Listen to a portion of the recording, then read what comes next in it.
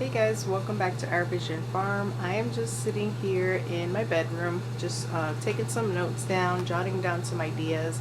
I wanted to do a video kind of sharing those ideas with you guys. We are 3 months into our new home here in Maine, and our property is where we're going to be restarting our farm here. We moved from Florida to Maine, so right now it's like a whole different world out here. We're trying to study all the zonings, what we can and cannot grow here, and just trying to decide exactly what it is we want to produce here on our farm. So far we have kind of narrowed it down to 3 fruits that we want to grow on our property. We've done tons of research and trying to find fruits that are very cold hardy, but things that I can also easily market to people and also make value added items. As you guys know, I'm a baker and I like to can and make jams and preserves and all of those things, dehydrating. So I specifically picked 3 fruits that I want to grow on our farm that are very cold hardy and that I can also make things and also enjoy the fruits as in their fresh form as well. So the first fruit that we're going to attempt growing on our property is the honeyberry. The original name for this is the haskap. So if you have not heard of those, definitely look it up. It's something like a fruit that reminds me very much of blueberries, but it is not at all a blueberry. It's actually in the honeysuckle family, but you can eat the berries. And it has a lot of the nutrients and vitamins that blueberries have, but times like 3 or 4 times the amount. So they're a lot healthier and has a lot of antioxidants compared to blueberries. And it sounds to me like they're a little bit easier to grow. We will be able to kind of experiment. We've already ordered our plugs that we're going to start with. So we probably won't see fruit from those for a couple years, but we're going to be able to experiment growing them to see if it is truly easier to grow than a blueberry. So the second fruit we're going to attempt to grow on our farm is the Carmine Jewel cherry tree. I've always wanted to grow like sweet cherries, the ones that you buy at the store, and unfortunately here in our area it's just too cold for them, or it's just not the right environment for them. Sweet cherries don't grow well here, but I did find a variety of tart or sour cherries that will grow in our cold environment, super cold hardy, and it's also a bush cherry variety, so it's not like a super tall 8 to 10 feet tree. It's a what they call a bush variety, so it's gonna stay 4 to 5 feet. I think they grow even up to 7 feet, but that's if you do not prune them. And these cherries do grow here in our area, and of course I can make all of the things with it. I can still can with them. I can make other sweets and candy with them. And then if they do get to be fully ripened on the tree, they do tend to have a sweetness to them, so they're a little bit sweet and sour, not completely like really tart and astringent and non-edible.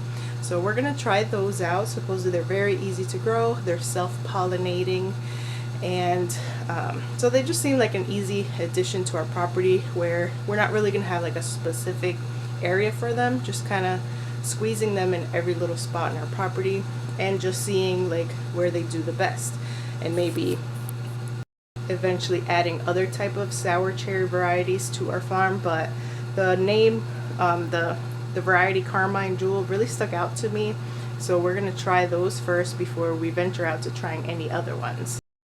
The third fruit variety that we're really interested in trying out on our property is the kiwi berry. Kiwi berries is very similar to just a regular kiwi, but in their little tiny form. You can eat the whole thing. It doesn't have like the furry outside, and they taste just like kiwis. If you let them ripen real good, they're nice and soft and sweet. And I imagine you could still make jams and preserves out of them, but out of the 3 fruits, I think this is one that would be more unique for just eating fresh right off the vine. They do grow in a vine, so they're a little bit more complicated to grow because they have to be on a trellis. So we are still considering trying it out though, at least like a small little area, and see if we like to grow them. But I thought they would be really unique to add into our mix with the cherries and the haskap berries. I actually hadn't heard of kiwi berries before, but I reached out to our extension office just kind of for some more ideas of things that we can grow here in our cold climate, and that was one of their suggestions. Although like the commercial aspect of it hasn't been studied too much. There aren't many farms growing kiwi berries, but they did say that it would grow good in our area with our climate. So that is on our list for the 3 fruits that we want to grow on our farm. So moving on from fruits, these 3 fruits that we do want to grow on our farm, it's going to be like kind of an investment because we're going to plant them, try to plant them on year 1, but we're really not going to see any fruit or any production from those plants till a couple years from now. So we do want to do some things that we can make income from on year 1. So of course we're going to do our seasonal veggie garden. We've already started tilling before the ground froze an area for that, and we're going to continue tilling a bigger patch for our garden once it warms up and we're getting ready to plant in the ground. We're going to start most of our seeds indoors and then plant outdoors as soon as we can, which I believe is not till June 1st here in this area.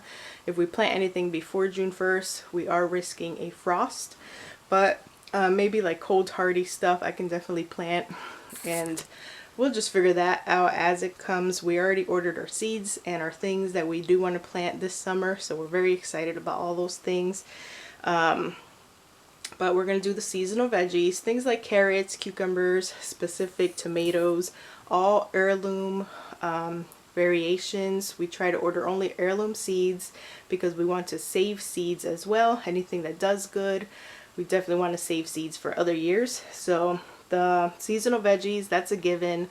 Almost every farm has like their own little garden where they sell their vegetables, and we want that to be an addition to our farm shop that's going to be up in the front of the property. So that's definitely something we're going to do on year 1.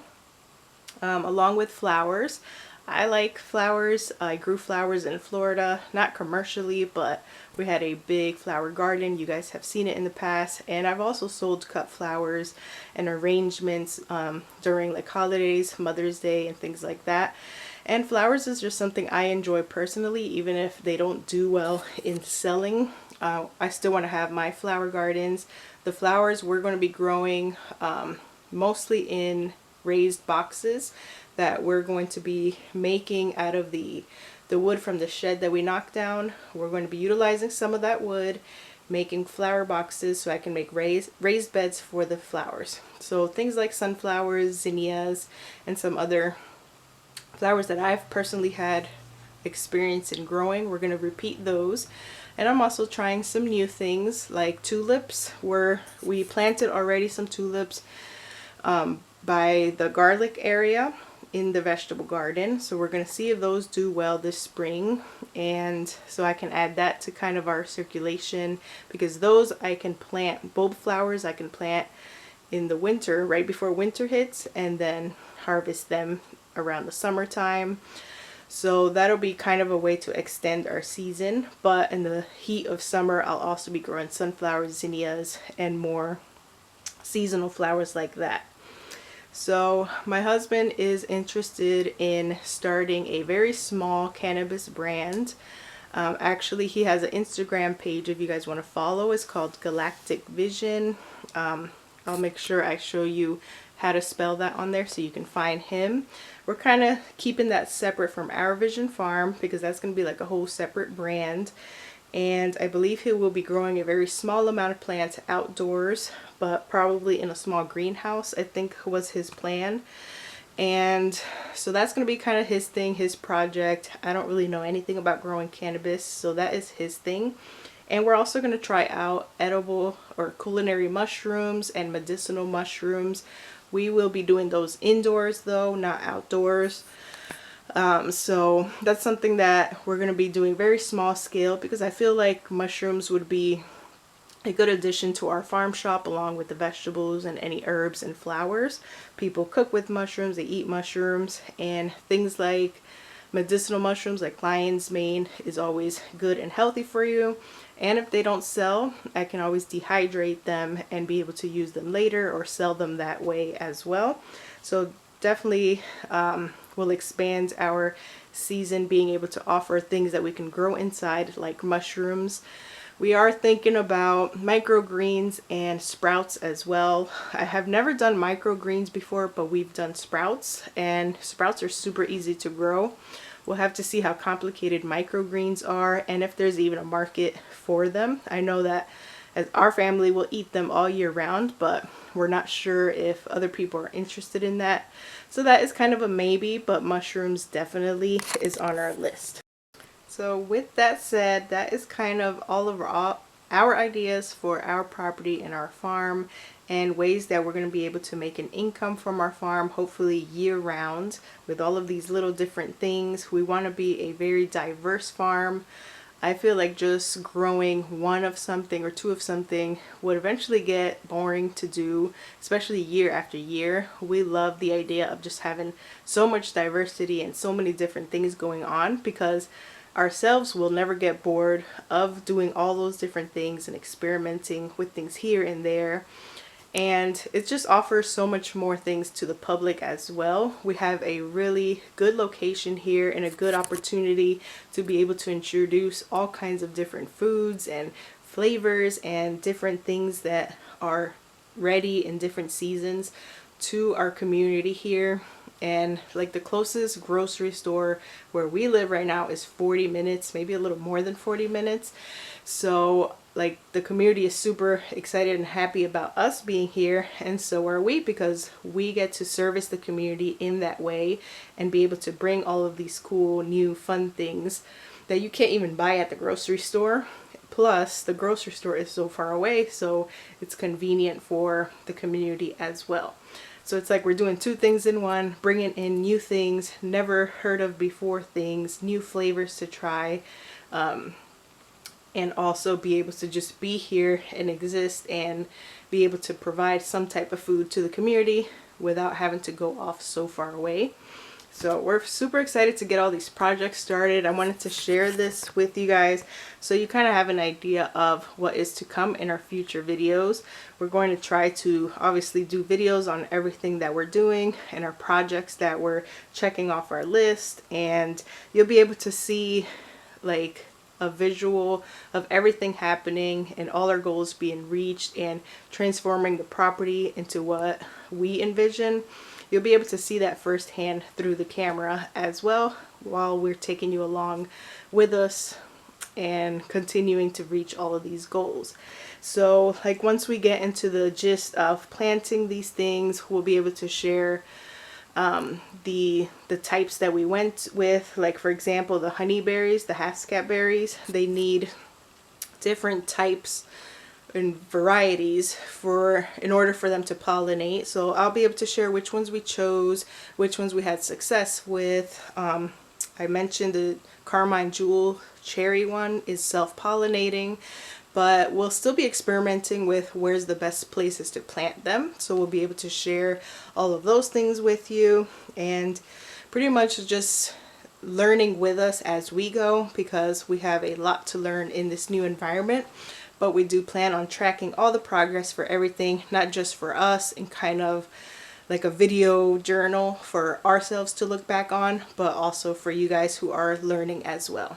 Hope you guys enjoyed this video, and I look so much forward to being able to share all of these things with you in the next years to come. I'll see you guys in the next video.